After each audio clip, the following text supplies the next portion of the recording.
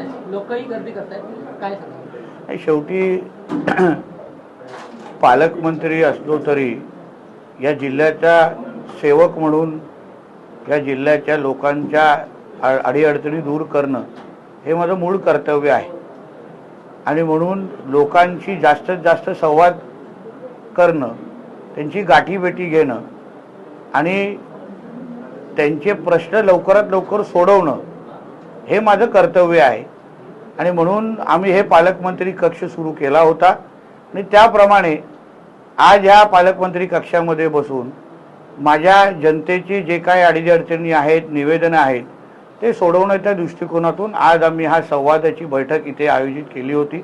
मोठ्या प्रमाणामध्ये लोक आली, त्यांनी त्यांचे निवेदनावर आमच्याकडून न्याय मिळवून घेतला आणि असंच या जिल्ह्यामध्ये जिल्ह्याच्या जनतेशी सातत्याने संवाद ठेवणं। आता माझ्याबरोबर माझे आमचे जिल्हा परिषद अध्यक्ष पण आहे, जिल्हा बँकेचे अध्यक्ष आहे, उपाध्यक्ष आणि अन्य लोकप्रतिनिधी पण इथे आहेत आणि म्हणून जनतेचे सेवक म्हणून आम्ही जेवढे जास्त जनतेच्या जवळ जाऊ, जनतेला थांबून ठेवण्यापेक्षा जनतेचे प्रश्न लवकर सोडवणं हे आमचं काम आहे, कर्तव्य आहे आणि तेच आम्ही करण्यासाठी आज इथे जमलेलो आहे। अनधिकृत व्यवसायावरती आपण धडक कारवाई करताय, मात्र आता जर बघितलं तर कालावल खाडीमध्ये मोठ्या प्रमाणात वाळू उपसा होत आहे, या ठिकाणी तहसीलचे ग्रामस्थ आंदोलन करतायत उतरून। कालच त्या संदर्भात आमदार निलेश राणेजी असतील, मी स्वतः असेल, आम्ही सगळे शासकीय यंत्रणेच्या संपर्कात आहोत, महसूल यंत्रणेच्या संपर्कात आहोत।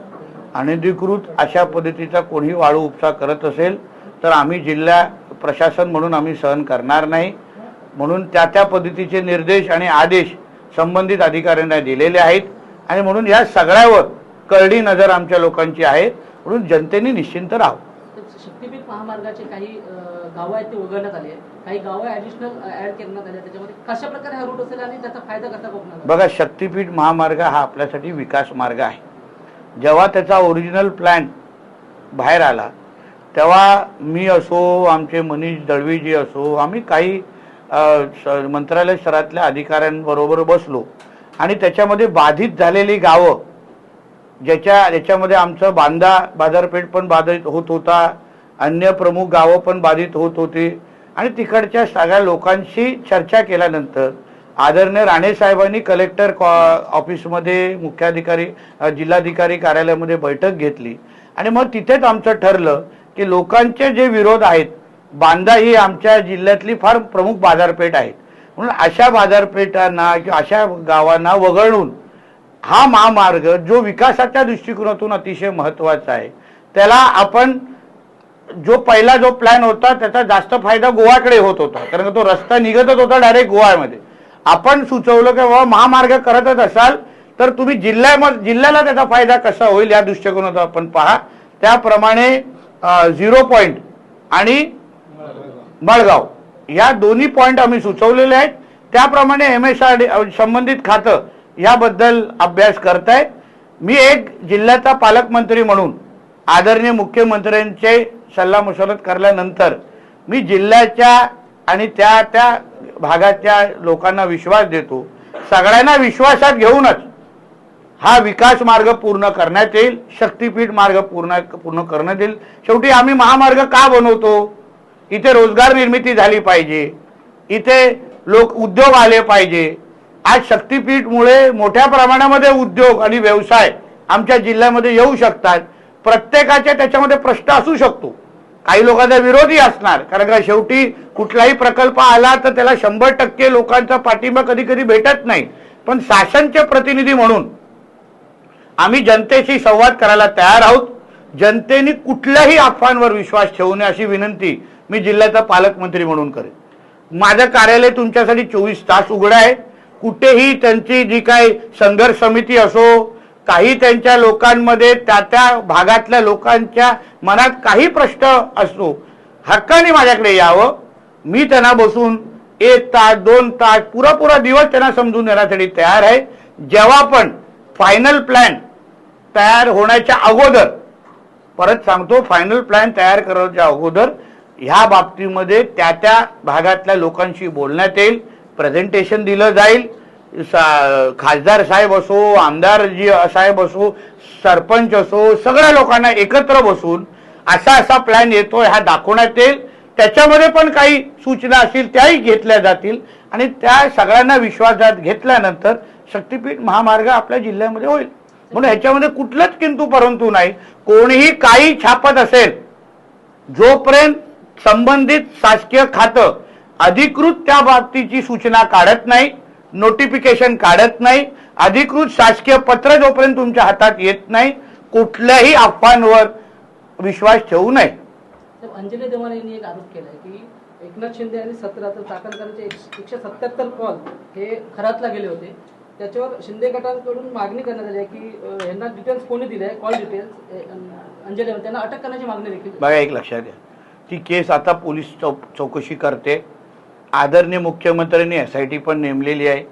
चौकशी सुरू होत असताना पोलीस प्रत्येक बारकाईचा अभ्यास करतायत. शेवटी ती केस का महत्वाची आहे, कारण की असंख्य माता भगिनी त्या भविष्याशी निगडीत असलेली ती केस आहे. खराची असंख्य माता भगिनींना त्या निमित्ताने न्याय मिळणार आहे आणि म्हणून कोणालाही काही बोलायचं असेल, काही आरोप करायचे, त्या SITला त्या संदर्भात त्यांनी संवाद साधावा किंवा माहिती द्यावी. आता कोणी काय माहिती दिली असेल तर त्यावर SIT भूमिका घेईल ना. राज्य सरकारने स्थापन केलेली SIT आहे आणि म्हणून कोणी काय आरोप केले असतील, काही नवीन माहिती दिली असेल तर SIT त्याच्या बाबतीमध्ये चौकशी करेल. मुंबईमध्ये काल आपली एक सभा झाली होती, त्या ठिकाणी आपण म्हटलं होतं सकल हिंदू समाजाची सभा झाली. स्वराज्याची लढाई ही इस्लाम आणि हिंदू विरुद्ध मुसलमान अशी होती. शिवरायांच्या सैन्यात मुस्लिम होते, याचा काय पाकिस्तान अब्बा मोजायला गेला होता का, असं एक आपण हे केलं. पण खरं आहे ना, त्याच्यामध्ये चुकीचं काहीच नाही आहे. औरंगजेब असेल, ज्याला आम्ही औरंग्या म्हणतो, टिप्या असेल, या सगळ्या लोकांनी, तुम्ही अगर इतिहास व्यवस्थित पद्धतीने स्वराज्याचं किंवा एकंदरीत मुघलांचा अगर इतिहास वाचला तर त्याच्यामध्ये मूर्ती मंदिरं तोडली, हिंदू माता भगिनींची आबरू लुटली, त्याच्यामध्ये धर्मांतर असंख्य मोठ्या प्रमाणामध्ये केलं. तर अगर तिथे त्यांची ही पूर्ण मुघलांची लढाई ही इस्लामसाठी अगर नसेल तर मग कशासाठी होती? मग त्यांनी मंदिरं कशाला तोडली? मग हिंदू माता भगिनीची आबरू कशाला लुटली? मग त्यांना धर्मांतर करायला का गरज भासली? आणि म्हणून मी जे काही सत्य इतिहास, सत्य परिस्थिती आहे, की सत्य माहिती आहे, लोकांच्या समोर मांडलेली आहे. कोणाला त्याच्यावर काय आक्षेप असेल तर बोलतील ना माझ्याशी. जेव्हा छत्रपती संभाजी महाराजांना जेव्हा औरंगजेब मारत होत, म्हणजे जे काय त्यांचे हाल करत होता, तेव्हा त्यांच्याकडून स्वराज्य मागितलं नाही, त्यांची दौलत मागितली नाही. त्यांना सांगितलं तुम्ही तुमचा धर्म बदला, हो की नाही? मग ती लढाई धर्माचीच होती. तेच तर मी काल बोललोय. साहेब, जैनमुनी निलेश चंद्र यांनी आपले पूर्ण छत्रपती शिवाजी महाराजांची कर आपण मुख्यमंत्री हवा असं सांगितलं. हे लक्षात घ्या, हे अशा कुठल्याही गोष्टीला माझं काही समर्थन नाही. त्यांनी काय बोलावं हा त्यांचा विषय आहे. एक लक्षात घ्या, मुळामध्ये छत्रपती शिवाजी महाराजांची तुलना कोणाचीच होऊ शकत नाही. आम्ही त्यांच्या पायाच्या धुळी एवढं पण नाही आहोत आणि म्हणून कोणी कोणाची भावना व्यक्त केली असेल तर ते आम्हा लोकांना कोणाला मान्य नाही. राज्याला अतिशय कर्तबगार मुख्यमंत्री आणि ते पुढचे 25 वर्ष आदरणीय देवेंद्र फडणवीसच आमचे मुख्यमंत्री असणार. म्हणून कोणी कोणाला भावना व्यक्त केली असतील तर मी सभेच्या नंतर त्यांच्याकडे माझी नाराजगी व्यक्त केली आहे. उपमुख्यमंत्री सुनेत्रा पवार यांनी उद्धव ठाकरेंना फोन करून बारामतीची विधानसभा निवडणूक आहे त्यांनी पाठिंबा द्यावा अशी विनंती केली आहे आणि त्यासोबत काँग्रेस नेत्याने आपण पाठिंबा देण्यासाठी विनंती करण्यासाठी म्हणतात. शेवटी आदरणीय अजितदादा पवार साहेबांचे संबंध हे सगळ्याच राजकीय पक्षांबरोबर होते. त्यांनी काँग्रेसमध्ये पण मोठा काळ त्यांच्याबरोबर खांद्याला खांदा लावून काम केलेलं आहे. आज त्यांच्या दुर्दैवी मृत्यूनंतर मुळात ह्या निवडणुका ह्या बिनविरोध झाल्या पाहिजे. हे निवडणुका किंवा राजकारण करण्याची वेळ नसते. एक समाजामध्ये एक चांगले संकेत द्यायचे असतात, संदेश द्यायचे असतात. यासाठी ह्या पोटनिवडणुका बिनविरोध होण्याची मागणी सगळ्याच स्तरातून होते आहे. त्याचा विचार त्या संबंधित पक्षांनी पण केला पाहिजे, काँग्रेस सारख्या.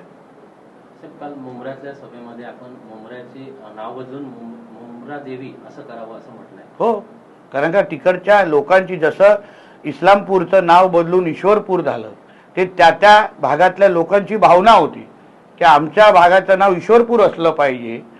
तसंच त्या भागातल्या मुंब्रातल्या राहणाऱ्या लोकांची भावना मोठ्या प्रमाणामध्ये अशीच आहे की त्याचं नाव मुंब्रादेवी असली पाहिजे आणि त्यांची भावना मी माझ्या भाषणातून व्यक्त करून दाखवलेली आहे. आता राज्य सरकारपर्यंत ती भावना पोहोचवण्याचं काम माझ्यासारख्या कार्यकर्त्याचं आहे आणि ते काल भाषणाच्या माध्यमातून पोहोचवलं. पुढे जाऊन पाठपुरावाही करीन. शेवटी तिकडच्या लोकांच्या भावनांचा आदर करणं हे आमचं कर्तव्य आहे. ते आम्ही आमच्या माध्यमातून करू.